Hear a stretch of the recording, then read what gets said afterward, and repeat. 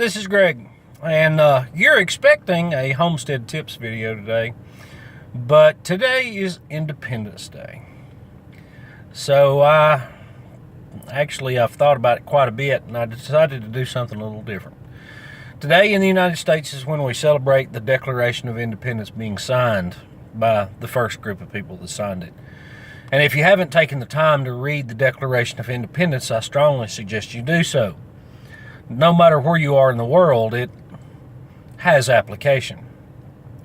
The Declaration of Independence was when a group of men got together and decided that they were tired of the tyranny of the King of England. You know, the author is quite famous, Thomas Jefferson. The first signer, of course, was famous, John Hancock. He signed it so large that he wanted the king to be able to read it without needing his spectacles. And the Declaration of Independence was as much a list of charges, a list of what they considered crimes being committed by the King of England, as it was, we're tired of your garbage, we're going to start something different. And the way it starts is the unanimous declaration of the 13 United States of America, when in the course of human events it becomes necessary for one people to dissolve the political bands which have connected them with another, and to assume among the powers of earth the separate and equal station to which the laws of nature and of nature's God entitled them. A decent respect to the opinions of mankind requires that they should declare the cause which impelled them to the separation. We kind of skip over that part. The next part, if you had a good history teacher, you should be able to almost quote, "We hold these truths to be self-evident, that we are endowed, all men were created equal, that they are endowed by their Creator with certain unalienable rights, that among these are life, liberty, and the pursuit of happiness." There's a paradox there. The man who penned those eloquent words was a slave owner. He owned other people. So there is a paradox. Now, I don't pretend to be able to guess what he was thinking, what his thoughts were, what he believed. But based on the words alone, I believe that he may have thought that slavery would come to an end, and it did. But at the time that this was penned, that wasn't true.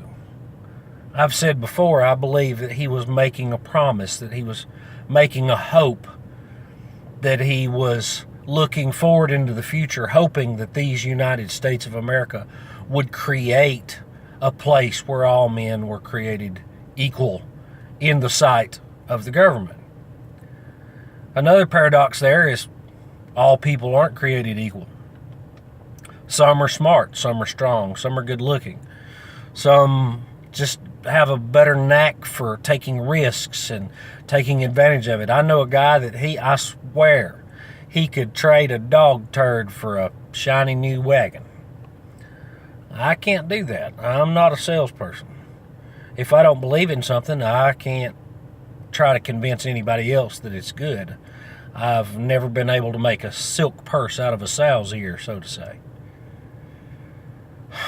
But the truth was there. Another thing that I find interesting, and there's actually a story there.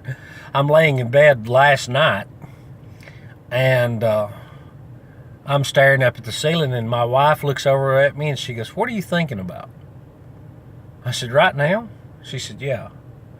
I said, "I'm wondering what all of the occupations were of the men who signed the Declaration of Independence." And that's kind of weird. Not a lot of people think like that, and I know it. So I looked it up, And there were merchants, and there were lawyers, and there were doctors or physicians. There were plantation owners, there were farmers, there were ministers, there were musicians, there were inventors and scientists. There was a good broad range of different occupations that were represented by the men who signed that document. And every one of them knew that by signing that document, they were committing treason against the King of England. Many of them died. Many of them lost everything that they owned. But they believed in freedom enough to be willing to put themselves in harm's way. But they listed all the grievances that they had against the King of England, and they were fairly severe. And I've found it interesting that there's been talk of secession from the Union. There was talk of it under President Obama, and there's a lot of talk of it under President Trump. And I don't agree with everything Obama did, but I don't agree with everything Trump does either. So I don't firmly fit ensconced in any camp. I'm an independent thinker. I despise the media trying to force their own version of reality down people's throats. I challenge you to make your own Declaration of Independence. You got to work within the framework that we've currently been given, but that doesn't mean that you don't work towards your own independence. There's steps you can take. You can break the chains of debt, and they are chains. You can create as much of a sustainable life as possible. And all it takes is a small step.